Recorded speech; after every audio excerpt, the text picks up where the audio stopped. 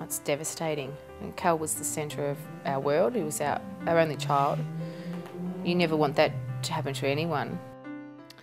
With Cal, it was quite extraordinary that he was so perfectly well in the morning, and typically of meningococcal, he became very unwell very quickly.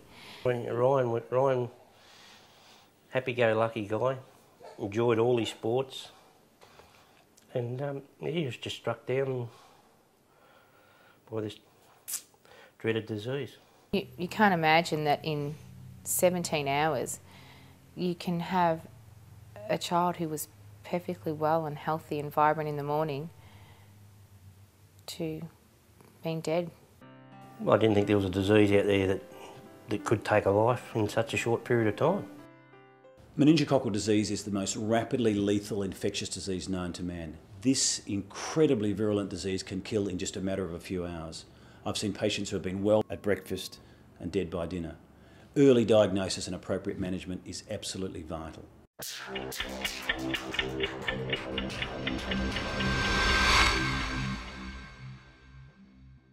Meningococcal disease is a type of meningitis or septicemia caused by the meningococcal bacteria, which can invade either the lining of the brain or the bloodstream, or both. Even those who have been vaccinated can still catch the disease because there's as yet no protection against B strain. Those most at risk are babies and young children, teenagers and young adults up to the age of 25. If caught early, it can be treated quickly and easily with intravenous antibiotics. But the disease is notoriously difficult to recognise in the early stages, and a delay in diagnosis and treatment can result in severe disabilities or even death. Yeah, words really can't describe seeing something happen so quickly in front of your eyes. She just passed away as quick as you can click your fingers in front of your eyes. I mean, I actually asked our doctor if it was meningococcal, and he said, no, just a respiratory virus. Well, look, most doctors will only see 1 or 2 cases of meningococcal disease in their entire medical career. So the first time they see a case, they're likely to make a mistake. That's why parents need to be aware of their symptoms, listen to their gut feelings, and if they're worried, go and get a second opinion. Take your child to another hospital or to another doctor, but don't give up. And just because they say it's not meningococcal disease and you're keeping vigilant and you think that your child's not improving or getting worse, then keep hammering away. Meningococcal disease is characterised by a sudden onset of illness and usually rapid deterioration, combined with several or more of the following symptoms: a high fever, cold shivers, cold hands and feet, tiredness or drowsiness, pain in the muscles or joints, nausea or vomiting, diarrhoea, irritability or agitation, a severe headache, a stiff or painful neck, sensitivity to light, rapid breathing, convulsions, a pinprick or purple rash.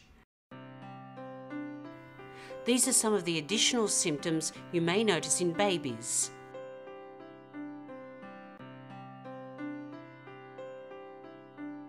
The most dangerous symptom is the rash in the later stages, usually starting with pink pinpricks or a small bruise and developing into purple blotches at the final critical stage.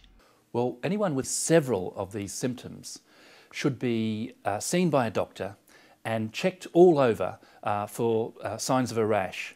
And whether there's a rash or not, if there is a suspicion of meningococcal disease, they should be treated straight away with intravenous penicillin. Early antibiotics can mean the difference between life and death. Rest assured, the majority of meningococcal victims survive without any disability. I feel very lucky. The doctors and nurses just kept coming in and telling me how lucky I was not only to survive it, but have no brain damage, no loss of limbs, anything like that, and just it is a beatable thing if you catch it early. Diagnostic tests for meningococcal disease currently take 4 to 48 hours for a result. But a Melbourne research and development team is working on a test that will provide the crucial results in less than 15 minutes by using antibodies to detect meningococcal bacteria in the blood. They're hoping this will be available to doctors by the end of 2010.